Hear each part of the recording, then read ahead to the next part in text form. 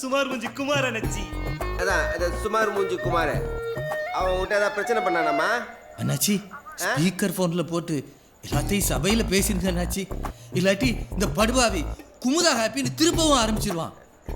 எம்மாடி நான் ஸ்பீக்கரில் போடுறேன், பப்ளிக்காக எல்லாரும் முன்னாடி பேசிடுமா. அதான் சரி. சரிங்க அண்ணாச்சி.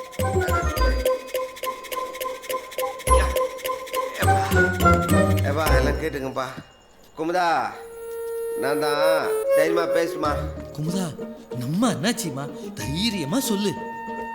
நான் தான் சவுண்டு சங்கர் பேசுகிறேன் தெரியும்ல, அண்ணாச்சி சுவர் பேசுன்றேன்னா சீக்கிரம் பேசு.